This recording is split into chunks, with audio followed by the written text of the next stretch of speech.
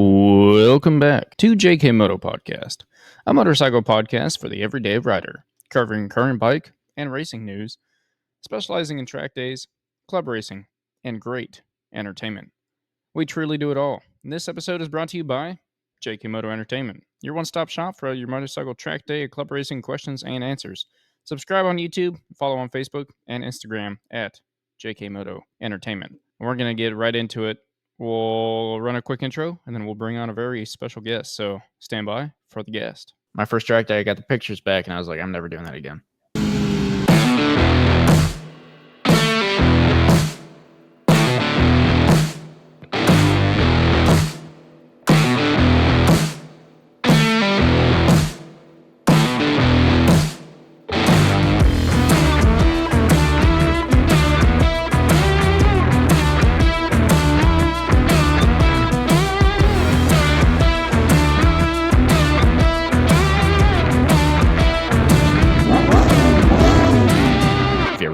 On the ground at 100 miles an hour.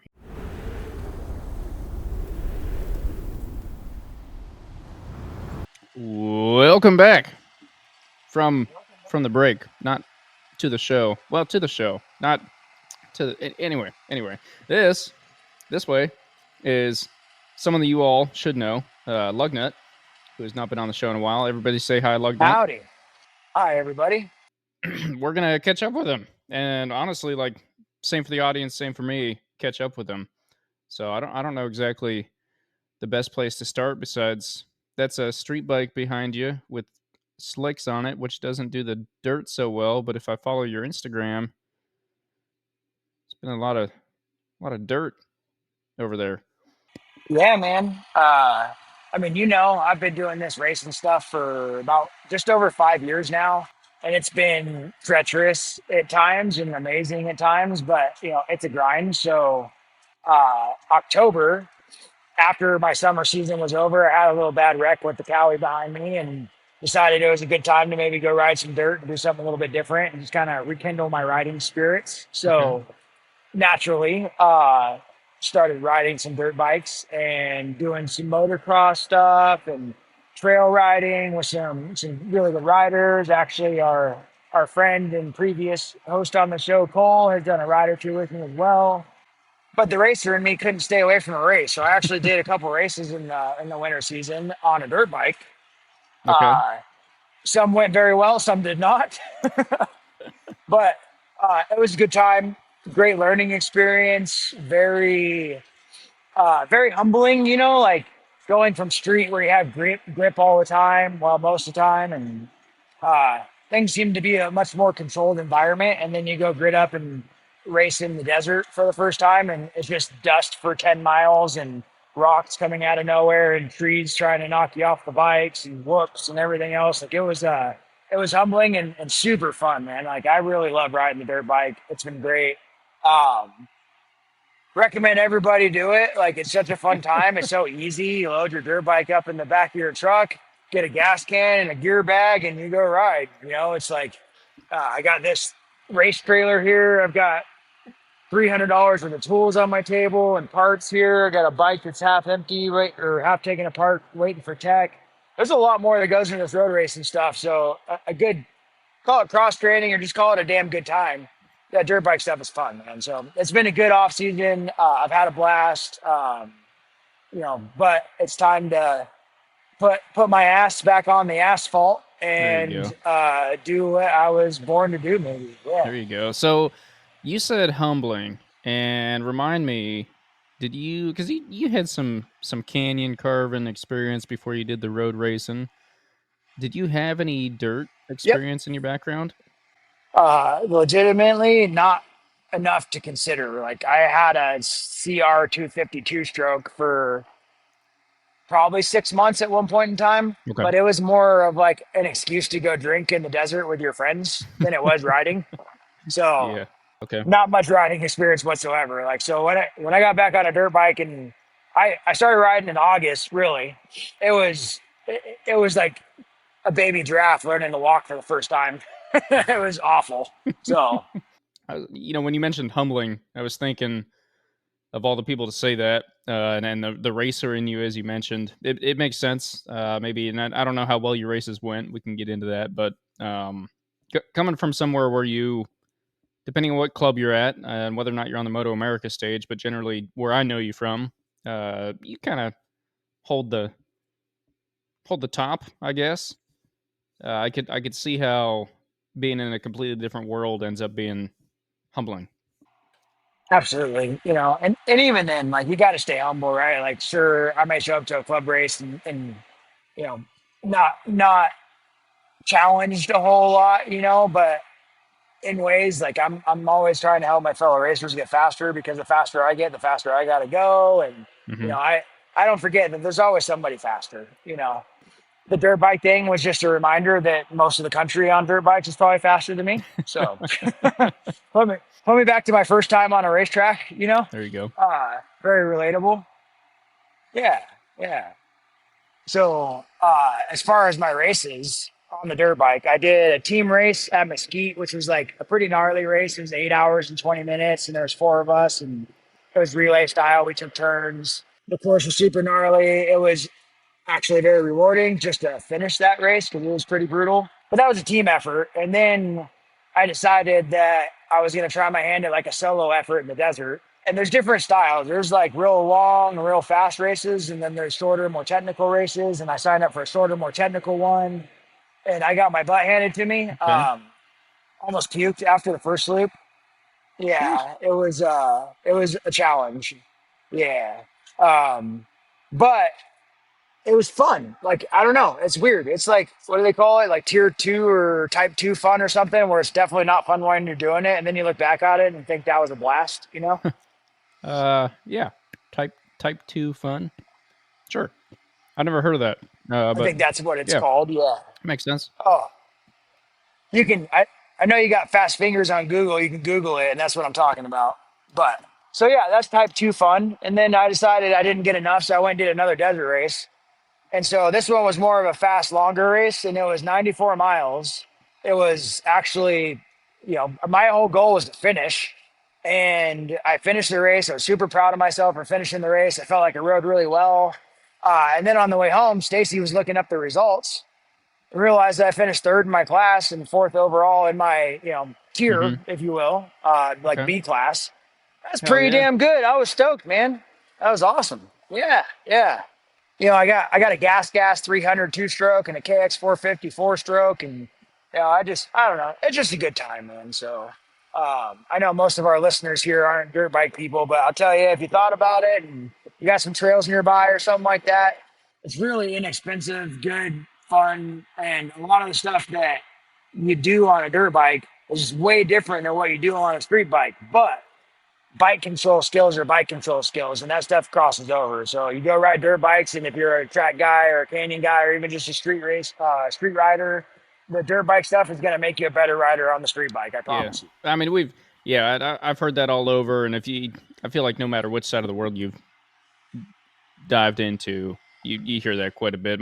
I guess my biggest question is like how weird is it getting back on the monster behind you after the winter of just being on the dirt? Cool. So yeah, it's different. Like dirt bike, the bars are tall. You're sitting way up on the bike when you're sitting and cornering. And so I actually rode 2 weeks ago for the first time on since October Hmm. on the ZX10. And the first session or two, I was lost, man. I was like, what am I even doing? This thing feels terrible. And but two sessions in, I was like, oh yeah, I remember what I'm doing. And of course, it kind of comes right back. And so today we rode. Today it was practice for a CRA race, so it's California Road Okay. Racing Association. But we're not in California. We're in sunny, hot, and windy Las Vegas. Heck yeah. I'm within tenths of my PR in traffic on a track day. So I feel like all that dirt bike riding did it justice, but it was definitely a bit of an adjustment to come back. So we had a little technical difficulty because Lugnut is not good at technology. But here we go. Hey, it's not So Lugnut. I don't know what we were talking about. I was just gonna say it's not Lugnut not being good at technology. It's the technology not being good enough for Lugnut. That is true. I But can anyway, I concur. think you were saying something about transitioning back. It's Friday, practice day only. You're already super close to your PR down in Las Vegas. Yeah, that was basically, I think, where we left off. And really, like, I think I was saying we were in hot Las Vegas, hot, windy, and sunny Las Vegas, not California, because we're racing with California Road Racing Association. And then my Mm-hmm. phone proved the point by turning itself off because it overheated. So, yeah, I'm in Vegas. But today's been great. A lot of people here. Great turnout for California Road Racing Association. There's some good people around. The Apex Assassins are here. Got a few other guest appearances. You know, people that traveled a long way to get here, and a track that hasn't been raced on since 2021. So, Wow. very exciting weekend up ahead. We got qualifying in the morning tomorrow, or a couple days ago when you guys see this. We got qualifying coming up tomorrow. I have a 16 lap race, an 8 lap race, and then Sunday another 12 and another 8. So, should be a busy, Okay. fun weekend. Heck yeah. Heck yeah. And we already kind of talked about it, but you're back on a ZX10. Is that a new ZX10 for the year or revamping last year's bike? Same, yes. Yes. So, same as last year's bike. Okay. Okay. Tracking. So you're down in Vegas this weekend. I happen to know that a certain club, a little bit north of Vegas, kicks off in what, about 2 weeks, 2 or 3 weeks, I guess. Yeah. Yeah, Yeah. 3 weeks. I assume we're still planning on heading up there. Also, I saw some news about I don't want to get into too much drama, but some changes coming to USBA for this year. Maybe you can speak to that a little bit. I could tell you everything you want to know about the USBA this year, that's for sure. Yeah, stand by.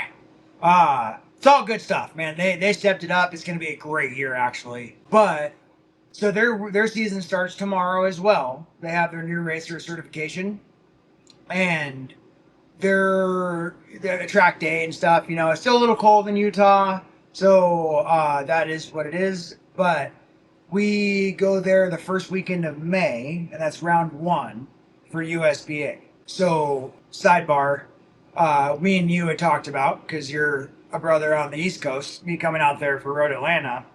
Uh, while the privateer industries rig will be making its way to Atlanta, the Lugnut portion of that team will not. I will be in Utah.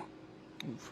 So round one is, I know, dude. That was a tough decision, man. It was super tough for me. I had a blast at Atlanta. That's where I met you originally. The Mm-hmm. track is gnarly. I was really looking forward to racing there again, but there's a few reasons, and I'm not going to get into too much detail.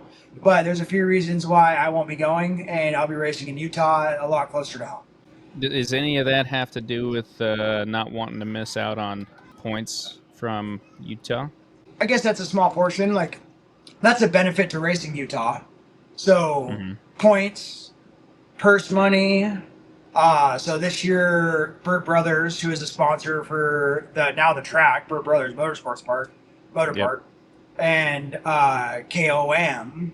So they've upped the ante a little bit, and so to win that race last year, it paid 1,000. Mm-hmm. Second was 500, and third was 250. This year, they're going to go 1,500 to win, 1,000 for second, and 500 for third. So they Heck yeah. not quite doubled their investment, but kind of.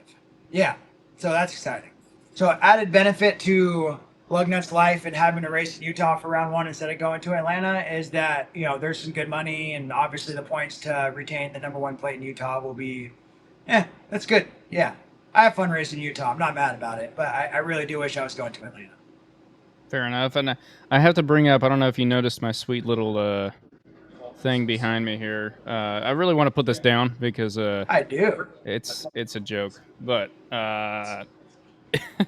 It's not, though. It's not. well, that's We can just get into that, but I did notice, and I was going to say something about it. Who is that? Let me see. anyway. I just thought it'd be funny to have up. Everyone's always got these We don't awesome even medals and stuff behind them, and I just fifth place is a heck of a thing to get a anyway Here, anything I hope for you it. feel better. So there you go. Feel Now I'm better? not alone. Yeah, totally. way better. This was 5th place too. Don't worry. Right. But yeah, dude. You should sport it. You earned it. You got your race license. You did your racing. I know, but you were there. You got the points. You did the damn thing. So you should be proud of that, man. That's a cool accomplishment, And I'm actually, we can talk about me all day, but I kind of want to know. Well, we'll get back to the USBA thing. I'm curious what you plan on doing this year. I mean, do you plan on doing some more racing? I know you got some track days coming up. So tell me what Easton's got going on. Yeah. So I mean, a long time ago, way long ago, I was hanging out with Lugnut in Utah. That is, and we put down some points with this number right here. For this big number, see if I can trace it out that way. And Nailed it. yeah, 911, 911, 911. She'll be coming back. We'll get at least one race weekend in this year. Nice. I did sign up for a race license with a club out here on the East Coast. They let me keep the same number. They let me get a license without doing the school out here because I already had a license from Utah. That took some emailing, and I was actually hoping to be doing their first race of the year, which is in 3 days. I'm not anymore, but I will be racing with them in June. So I know you helped me kind of find some. And who's that again? Hang on, Moto Gladiators. There it is. Moto Gladiators. Oh yeah, that's right. That's right. Yeah, it's a smaller club out here, but I was looking for something a little bit low key, cheaper, because I knew I want to be doing. It's not like I'm out chasing a championship or anything like that. So they pair everything up with a track day same day, and I think you pay for the track day and then you pay $60 on top to race. They only have 3 classes. There's not all this stock and super bike and all of that in each class. It's just whatever, less than 600, above 600 to 1,000, and then 1,000 cc's. So pretty simple that way. And the first race I'll be doing with them, if all goes to plan, will be in June. So I like it. It's a different format, simplified. And I'll be honest, I tell people all the time, no matter what your skill level is, no matter what races you're doing, like seat time is seat time, gridding up is gridding up. It is all the same. When there's a checkered flag involved, it's a race, So I'm just excited to hear that you're gonna grid up and get after it again this year, no matter to what degree and level. So that's exciting, man. Yeah, I mean, a certain someone helped me find some fairings last year, and I had the bike sitting in the garage all winter, and I was like, I better do something with that. So yeah, we'll give it a shot. Long term, I don't know. I have no idea what long term looks like. I don't know if the 1100cc V4 life is really for me, but we'll find out this year. Get some actual races going that aren't kind of last minute, and see if I can't do something about it. So the key is just have some fun, man. Oh yeah. So Absolutely. Back to that 1100. There's a new development. An 1100 or 2's racing stock 1,000 this year. Okay. So that's cool. So they opened up the gate for that bike, and then kind of wanted to draw back into Utah because there's some stuff to talk about there a little bit.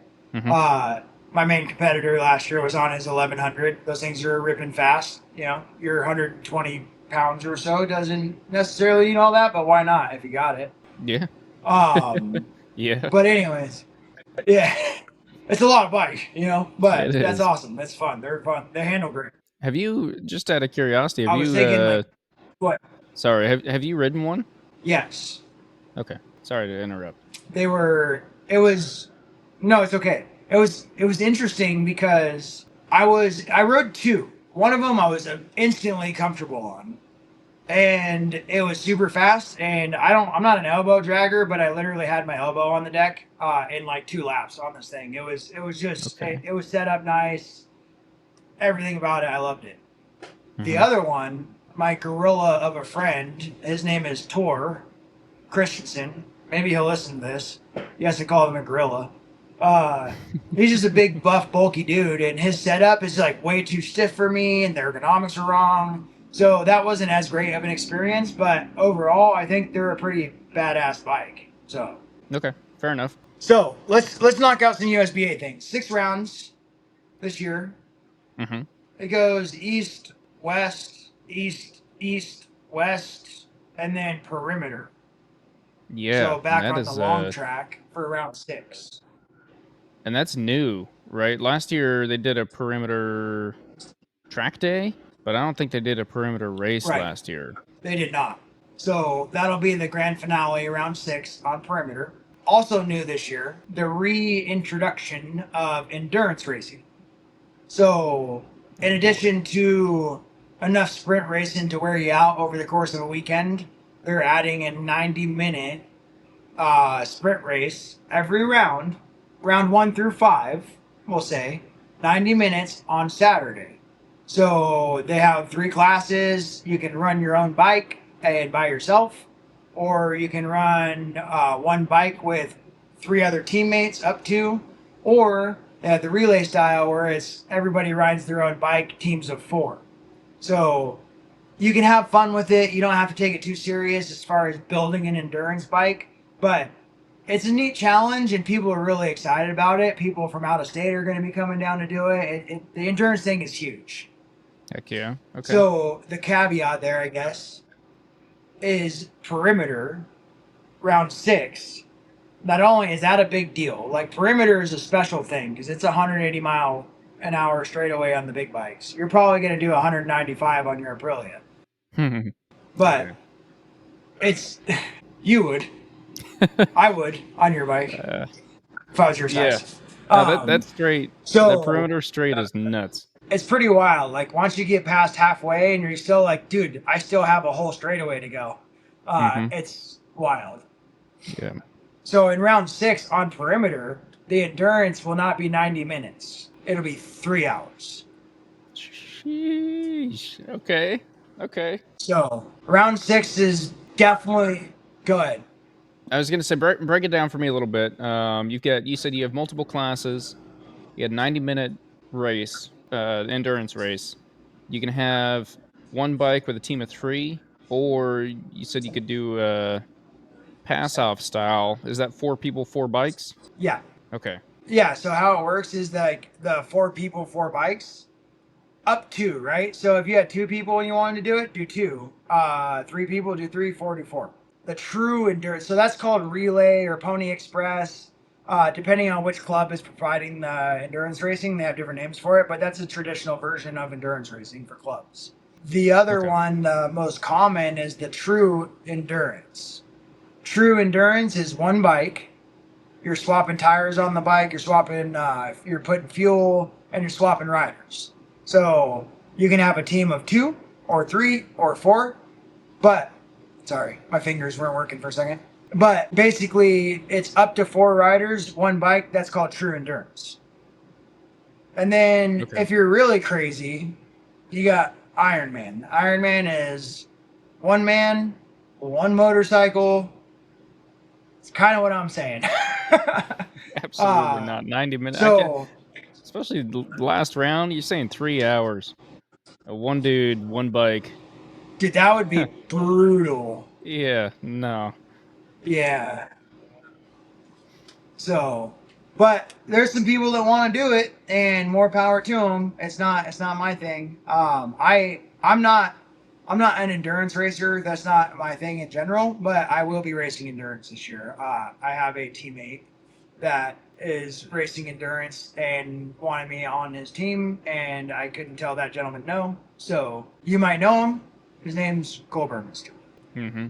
Yeah. Yeah. Yeah.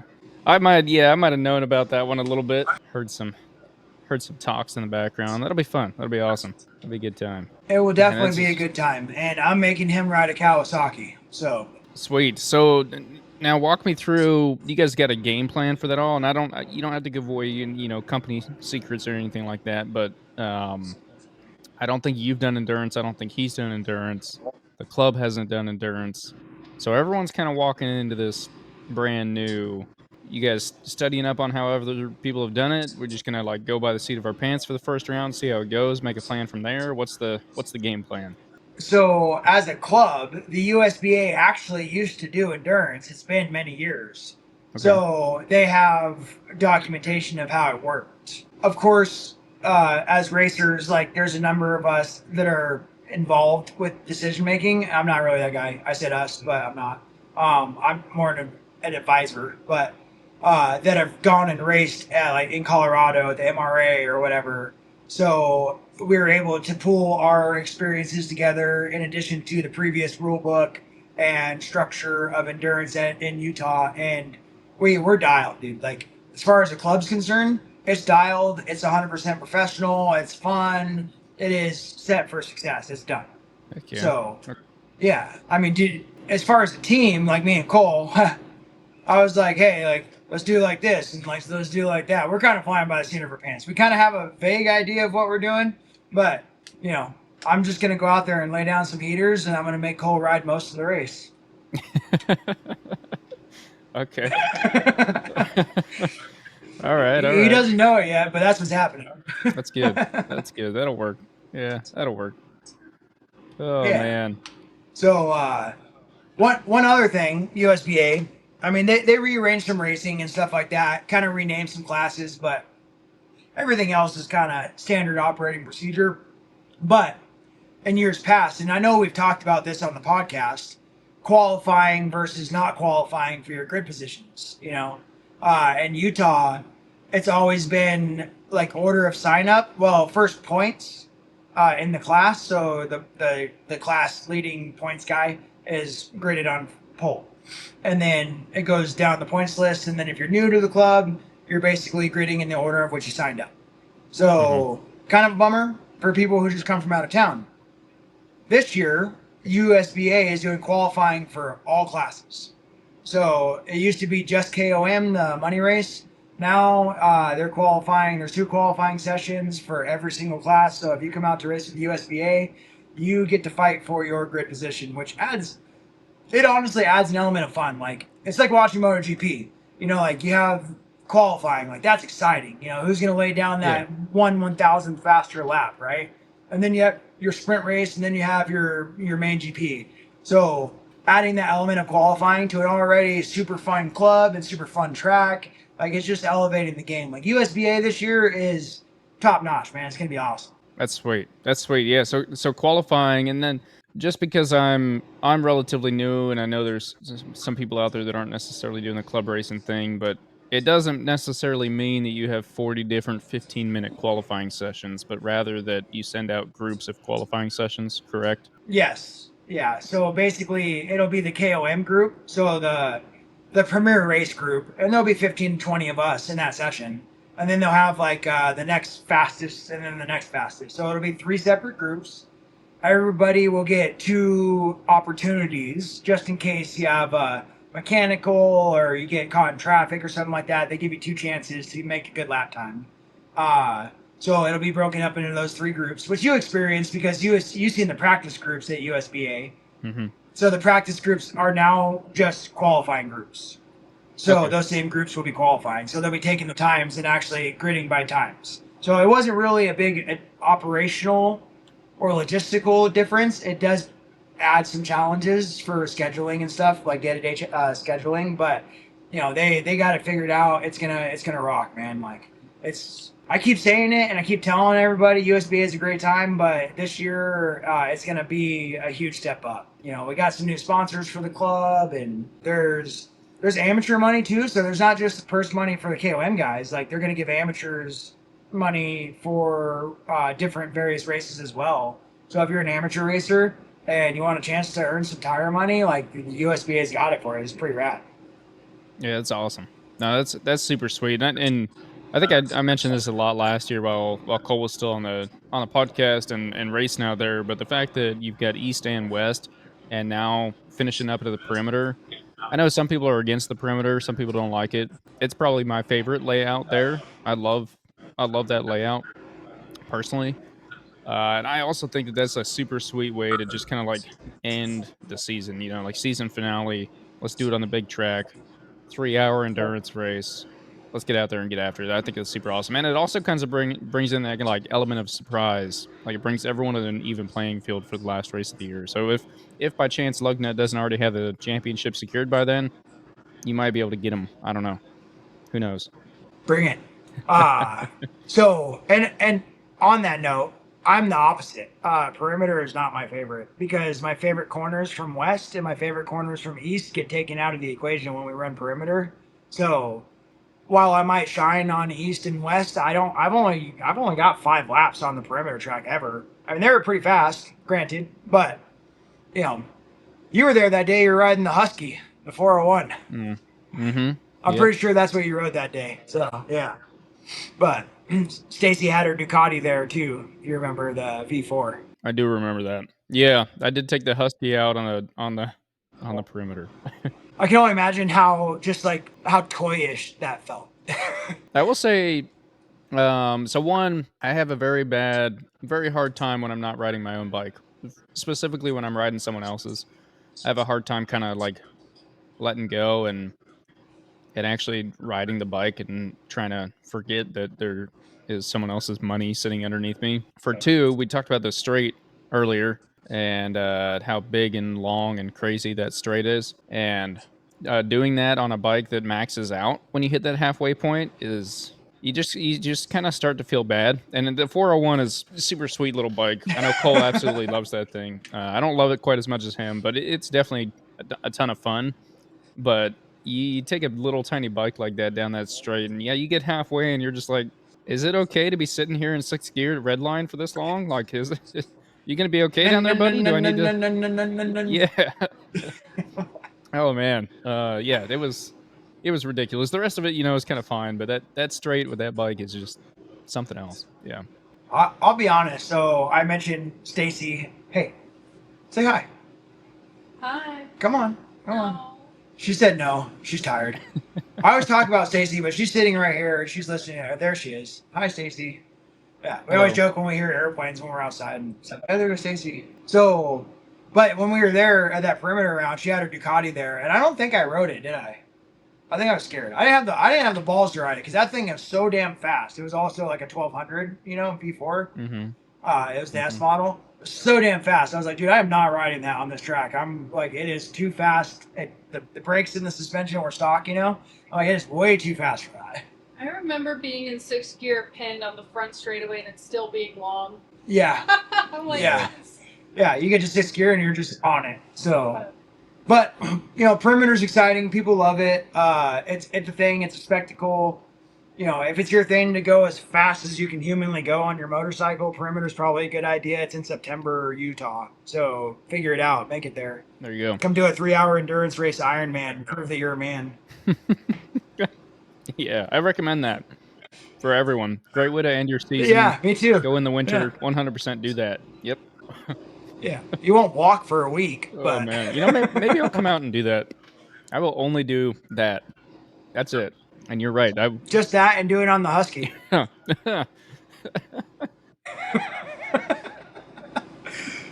Let's see what those Austrians have for longevity. That seat might actually be more comfortable. Oh. That I don't. Dude, that's a factor when you got to be on a motorcycle for 3 hours. Yeah, absolutely. I'd be putting a street seat back on for sure. Yeah, for sure. Especially on the perimeter where you have that long straight in the back to relax. Yeah, I don't know. I think, there's a lot of hype around the Utah thing. I don't think there's much else new. I might be missing something, but, there's some stuff behind the scenes. They're making the website easier to use and stuff like that. But as far as we're concerned, that's some big changes from a club from one year to the next, and it's super exciting. So if you're listening from Utah, if you're listening from Nevada, Arizona, Colorado, Idaho, whatever other states might be near Utah, find your ass to Utah, come out and race. USBA, what is it? UtahSBA.com. Go look it up. Yep, UtahSBA.com. I always just Google Utah Sport Bike Association. I used to Google Superbike, which if you Google Superbike, it'll still come up, so that's okay. But Utah SBA. Yep, and I think there's a certain, last I heard, they've got a really cool person running their social media these days. So go follow them on there too. What social media you said? Uh-huh. Yeah. I think it's just Utah SBA on everything. Yeah. So. Well, sweet. That wraps up Utah-ish. Yeah, enough. So, So we kind of touched on it in the beginning. You're not going to make it out to Road Atlanta, and there's details behind that, and that's okay. But as far as Moto America goes, are we planning on seeing a Lugnut out there for any of the other rounds? Absolutely. Okay. Absolutely. So, I know, and I'll spill the beans. Like I'm privateer industries, and like I'm proud of that. But like I don't get to race motorcycles for a living. I have a day job, and there's some things going on with my day job that it's great stuff. But uh, I can't go to Atlanta. I got to be closer to home, and so that, and then the funding. Like racing Moto America. We've talked about it. It's expensive, man. It's 8 to 10 grand for me to travel from Vegas to Atlanta to go race. Easy. I mean, that's if you have a perfect Mm-hmm. weekend. And then, ship back across the country. So I say that if anybody's interested in, putting their logos all over this big, beautiful 30-foot trailer that's kind of got a weird illusion of distance, but it's pretty big. Want your big old logo on it or something like that for advertising, reach out to Houston or hit me up. He knows my socials, and we might be able to work something out. Maybe I will make it to Atlanta. Who knows? But we're running out of time. Regardless, though, the schedule's pretty rad for Stock 1000 this year. So they're going to Road Atlanta, which I'm, again, super bummed I'm not going to be there because the track is awesome. Then the tour moves on, and the Stock 1000 at least ends up in Road America, which I've never done, Virginia, which I've never done, Ohio, which they've been back to for the first time in years last year, also never done that. And then the season ends in Texas at Coda, which I have been there. It was miserably hot, and I'm looking forward to going back there again. So Lugnut, Privateer will be at all 5 rounds. Lugnut will be at 4 of the 5 rounds, in addition to all the racing in Utah and some pop-in rounds in Colorado and stuff like that. So Okay. Heck yeah, awesome. I mean, Virginia's back. I want to say back, but as long as I've been watching, Virginia is new to Moto America this year. yeah, it's been off the calendar for a few years. So I have heard, and not necessarily from motorcycle people, but I've heard that VIR is one crazy track. It's kind of, from what I've heard, almost up there with Road Atlanta. Not necessarily the same. And I want to go saying like, hey, if you've ridden Road Atlanta, you can ride VIR. But from what I've heard, it's like kind of that old, classic, iconic, this thing's here to kill you type of racetrack. So good luck. Hope you have fun. Don't die. Yeah, I got Yeah. it. So I'd agree with you just from what I see and from the conversations I had with some of my fellow riders. Like Corey Alexander, he's on the Super Sport Ducati. He was saying that Virginia is one of his favorite tracks, but it's definitely one of those tracks where it's very intimidating, very high speed, blind corners, stuff like that. So unfortunately, just showing up there and racing and never having been on that track before, kind of like my last 10 races in Moto America were, it's a learning curve, but I accept the challenge. It's fun. We're definitely looking for some better results this year. But again, it's all new tracks. So that's part of the reason why I wanted to go back to Atlanta, because I felt like I did pretty well there for the troubles that we had and the limited track time I had there. Mm-hmm. Being on a bike that I'm comfortable with and that I know and having been there before, I feel like I'd probably do pretty well at Atlanta if I was going there this year. But it is what it is, and definitely looking forward to Road America. I hear from many people that's their favorite track in the country. It's super fast. It's very long. It's got these cool like tunnels of trees that you're going through at like Mock Jesus, and so I'm definitely excited for that one. I think that's probably the one I'm looking forward to the most this year, to be honest. So I was bummed last year it wasn't on the calendar, and it's on the calendar this year. And I don't think, if I wasn't doing any other round, I still think I would make that happen. Okay. That makes sense. Yeah, Road America. I haven't talked to anyone besides Ken Hill that has ridden there.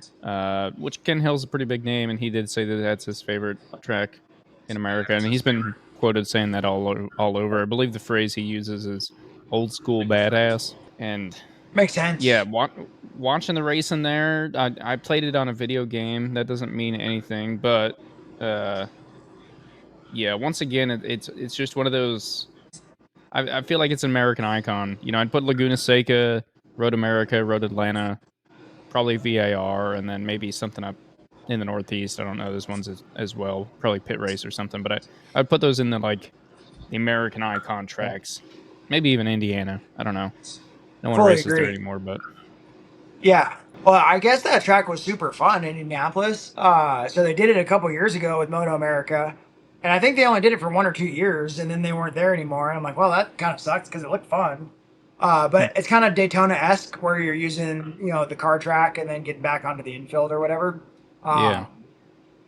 Yeah, I don't know. I mean, there's a lot of rad tracks in the country. I mean, that one that we did in Colorado, High Plains Raceway, for me, that's still one of my favorite tracks in the country. Like, the track is super fun. It's grueling, it's fun, it's fast. I loved it. But like, I know you like the Ridge a lot, and I would compare High Plains Raceway to the Ridge, which is also one of my favorite tracks. Barber's beautiful, obviously iconic. We're lucky. But on that note, Petrucci, he was racing the Superbike class, Moto America. Mm-hmm. I think he said at the end of I think he did a season or two, but at the end of his run here, he was like, definitely Road America was the raddest track in the States. So, Interesting. Okay. that's an unbiased opinion. And yeah, it was definitely interesting. Interesting to hear that. So I'm excited to go there. Moto America, nothing's changed. The only thing that's changed really is airbag suits this year. A few little rule changes or whatever, but I think the racing at. Did you watch the racing at Barber? Mm-hmm. I think racing was pretty good. The rain was weird, and there were some weird things that happened, and but like some of the superbike races were good. Fong was awesome. Josh Hayes taking a win in the rain at 50 years old. That's freaking badass. Yeah. By the way, he's one of the guys that got me into riding dirt bikes. I blame him. Okay. Interesting. But yeah, I mean, overall, I mean, it was a good weekend. They got the new what do you call it? What was that? The Talent Cup or whatever? Talent Cup. Yeah. And those kids are ripping, and Yeah. The Moto America Talent Cup. Yeah. So I did not catch the race. I did catch some highlights, and most of the coolest shots I saw, and also the scariest for me, having done a little bit of track, like I did a track day there last year. When you go over the curb in the back at Barber, like everyone rides over that curb. I cannot imagine doing that. Like I can't imagine doing that, like riding that track and not doing it, because it is just so natural. The first time I came up to it, I was doing a lead follow anyway, and the guy just like kind of went over the curb, and it was real stupid because we were all doing like 10 miles an hour through there. Real dumb. Anyway, but we went over the curb. Then later in the day, I like came through, and for whatever reason, I had kind of been focused on some other part of the track, and I come around, and I just see this yellow blue stripe, and I was like, "Whoa!" And it just super threw me off because my brain was like, "You got to go around that." And then I half realized, nope, that's the thing we go over, and I kind of did some wishy-washy over it, not over it type of deal. But dude, I can't imagine just full sending it over that thing in the wet, because I know some people like low key catch air on that, and I don't know what that looks like in the rain. I think you guys kind of were in the rain a little bit last year. damp. But I personally was like a little timid, Mm-hmm. because I'm a SoCal boy originally. We don't get a whole lot of rain. Actually, the most rain riding I did last year was in New Jersey, and it was like half the weekend was rain and half of it was warm and dry, and so whatever. But I know that Barbers always had a problem with drainage in certain areas, and so that was a concern. But I was Okay. actually surprised that I seen those guys hitting that same curb that you're talking about as hard as they were when it was wet. Like I was shocked. They were going at it like it was dry, and I was like, okay, you guys are gonna die. Like you need to chill out. Yeah. Yeah, because you hit it at an angle, you come out of it at an angle, and like I said, I swear I've seen some people catch air right there. Like, and curbs, everyone knows curbs are painted. Maybe they didn't paint it that weekend just because they knew it was going to be wet, but paint, rain, rubber, it don't, like, those things don't mix together. So, but anyway, For yeah, it sure. looked like a good time for sure. Super good weekend. Tons of fun. You mentioned earlier, I don't want to gloss over it. What's his nuts? Danilo Petrucci. I can never say his first name right because it's supposed to just be Daniel. It's not. Sorry, that's Good rude enough for of me. me. But anyway, Petrucci talking about Road America. Going back to a Ken Hill conversation I had a long, long time ago. He actually mentioned that he loved the perimeter at UMC because it had a very European vibe to it. So it's kind of Very interesting much to so. like think about, because I like it myself, and I've never raced it, and I imagine it's much different, and it's been a long time since I have ridden it. But I'd be curious to know after this year riding both and then doing the perimeter at the end of the year. I'll be curious to know how your feelings are on it once you've actually like raced it and really ridden it. If that makes sense. Right. Yeah, for sure. Because I'm a little biased. Like I said, it takes away some fun parts of the track for me, and I've only got a couple laps on it. But Mm-hmm. they used to race World Superbike on the perimeter there. And, you know, those places outside of Laguna, they go for that whole FIM European feel, right? Those are the only tracks they really want to go to. So I can see why Ken would say that. But yeah, I imagine like a guy like Danilo would probably fit right in there. It's fun, don't get me wrong. It's just not quite, not yet at least. I don't see the glamour in it. I mean, ultimately, going fast, like top speed on a motorcycle, is kind of cool. It's also very scary.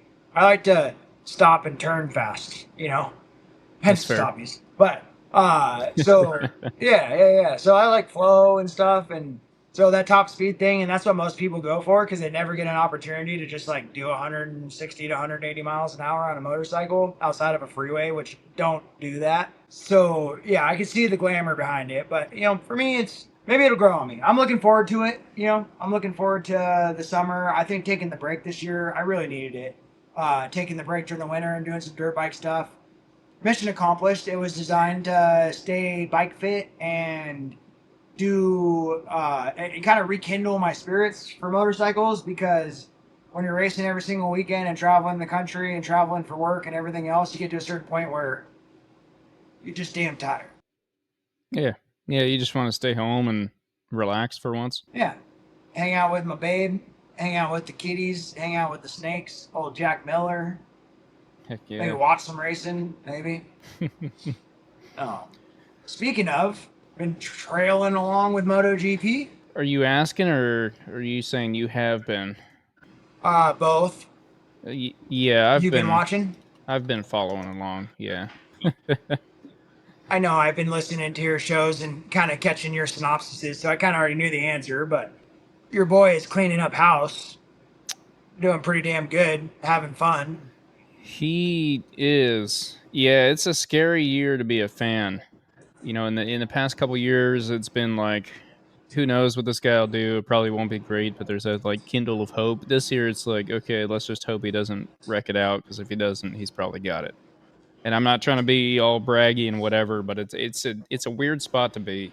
Yeah. More importantly, I caught practice earlier today and qualifying, and old Jorge Martin is back out on track, and that is an interesting situation to be in. For him, yeah. Yeah, because I feel so bad. Last year I was kind of making fun of him, like, why'd you go to Aprilia? You threw your career down the drain. And then he decided to run the number one plate. And I was like, well, good thing, because he won't ever get it again. Anyway, but Jorge Martin's got talent, Hater. and so what? Said hater. Yeah. Well, you gotta pick on the guys. They make so much money. You gotta pick on them. But what was rough was seeing him It's go true. out and seeing him go out so early on, and explaining it to some of my friends. I'm like, he's not coming back till the fourth round, and he missed all of the practicing and testing pretty much. And so just thinking about like where that puts you compared to everyone else. I mean, you watch him come back, and it's sad, it's rough. But I was just imagining, like, he's still out there getting used to a brand new bike. He didn't, and maybe even dialing things He in has for no him. time on it. Yeah, exactly. Like, he doesn't even have the ergonomics fully set up yet, or any idea of a baseline and any of that. Right. Like, it's such a nuts spot to be. And it's pretty wild how like going from one bike to the next is such a difference. You know, like I've been fortunate to ride a few bikes, and I think that I've done a pretty good job of going fast on everything I get on. You know, and not obviously world champion MotoGP fast, but nonetheless. But it's weird. Like different bikes make a lap time differently. So, you know, when I'm close to Corey at Chuckwalla or right around, you know, Bryce Cornbow, sorry, Bryce, and Dion Campbell on their R1s, like I can't just follow them and go just as fast. They'll leave me. Like I have to do my own thing the Kawasaki way, and the engineers designed a bike that way. And being Jorge Martin, like I could see why he wanted to make the jump. There's probably better money, factory seat, the spotlight.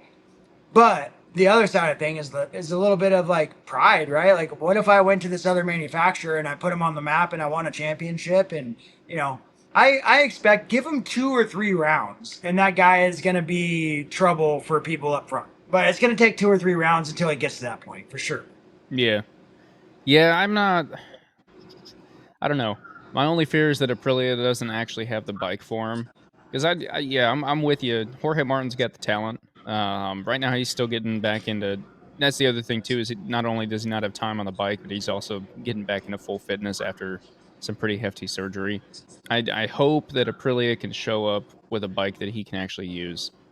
And I'm not quite as confident as you, I would say, but I'm pretty confident. I think if as long as Aprilia can deliver him a package, he can 100%. Yeah, get him a couple rounds on the bike, get him some time, get everything set up, get used to it. He's definitely going to be out there breaking Oh, apart the red that streaks the top 5. yeah, yeah. And Bezecchi came off of the Ducati as well, which he had a Hmm. few instances of success, but I wouldn't say that he was a top 3 guy, right? Obviously, he didn't have that many podiums. I think he got a win or 2 or whatever. But he's had a few moments of success on the Aprilia already. So I look at that and I'm like, all right, if Bezecchi is like coming to terms with it and he's able to find some pace and they're working through some things, they both came off the same platform. So if Martin had 2% more talent, not saying he does, but if he did, then he's He probably probably going to be in does. pretty good Let's be shape honest. in not too long. He's the world champion, right? So, Yeah. uh, It's got to be yeah, something. yeah. So I have to say, like, I don't really have a whole lot to offer on the topic of MotoGP this year. I've been watching; it's been great. I'm excited for Mark. I'm not a Mark fanboy, for instance, but I love seeing how much fun that he's having, and that is just rad. Like, I love it. But I think I'm most impressed right now with the riding of Alex Marquez. So Yeah. they're all on GP24s, and Yeah. on an equal playing field, Alex has done very well, and I'm super excited for him. And I hope he can find that extra 1% to go out there and stick it to Mark once in a while. Because, like, how cool is that to be standing on the world championship level podium with your brother? Like, I love that family stuff, and I just think that is the coolest thing, dude. Like, I'm envious every time I see it. So, super stoked for Alex, super stoked for Mark. I think as the season goes on, it'll progress to become more interesting. So stick in there. Yeah, there you go. Yeah, no, absolutely. Seeing Alex up there has been super awesome. Knowing that they're all on relatively equal machinery, especially after Bagnaia did actually just drop back to the 2024. Yeah, it feels like it is Alex's time to shine. And this year and next year, hopefully, because next year I think Ducati's still locked in on that same bike. Basically, they can't make any engine adjustments. So yeah, it'll be a good Right. couple years. And the cool part is, this isn't actually cool, but I think just to back up what you're saying about brothers on the podium, to me the coolest part is that if either of them wins, they both get to go home and celebrate. Realistically, like they're both going to that Right. celebration, so and they're both going to be happy about it. They've been And pretty they're clear and both honest about that. genuinely right. Yeah, exactly. Yeah, I was just gonna say that. Both genuinely happy, right? Like they relish in each other's success, and it's rad, dude. Like that for me has been the most exciting thing about this year in MotoGP. Honestly, is the brotherly. What did he? I think Alex. He called himself P2, and that's Yeah, funny. Uh, throw out to Ty. I'm gonna throw that out to Ty. If he watches this, he'll laugh, or maybe he won't. Maybe he'll be mad. Anyways, but I think they were dubbed like the Super Marquez brothers, and I was like, hell that's freaking yeah, awesome. I Yeah, like it. I hadn't heard that one. That's Yeah. great. Oh, that's great. Well, heck yeah. So yeah, man, I'm here. I'm here. I'm gonna do something. This is a different segment of your show. So I'm here at Las Vegas Motor Speedway, and we got this cool race trailer. I had cabinets and AC too. This thing is 30 feet long, front to back. We fit 6 bikes. got our tools. It's a mess. Got spare tires. Most everything's outside. Suits, they smell right now because it's hot. But I just figured I'd show you guys around my trailer real quick. Yeah, we're full swing here. I mean, my hands are dirty. We're out there working on the bikes, and we got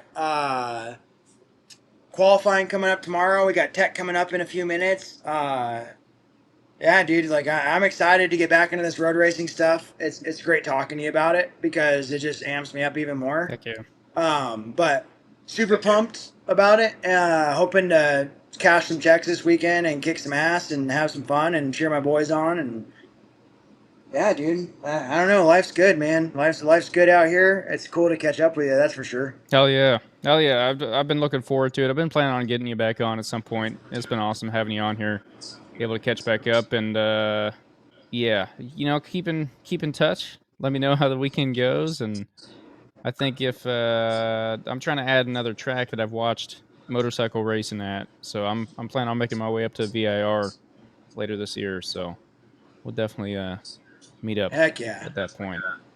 Well, it's going to happen. I mean, whether you come out to Utah or whatever, definitely keep in touch. Come see me. Come see me, whether it's in VIR or whatever. But I miss you, man. I miss you. It's been too damn long. It has. That's what winter does to Kids you. are cute. They're growing up. Heck yeah. You know what, though? I got to be honest. If I could pass this hat across my screen right now and trade you for that sick WD-40 hat, I am so jealous of that thing. You guys like my hair, by the way? Yeah, that's good. I need a freaking haircut. That's Get to up. That's a Lugnut classic. Pretty solid, there. right? Oh man. All right. Well, Right hey, on, man. audience, if this is your first time seeing Lugnut, go back and watch our older episodes because he's a blast, and we'll get him back on again at some point. But we'll sign off for now, and we will see you all in the next episode. Thank you, guys.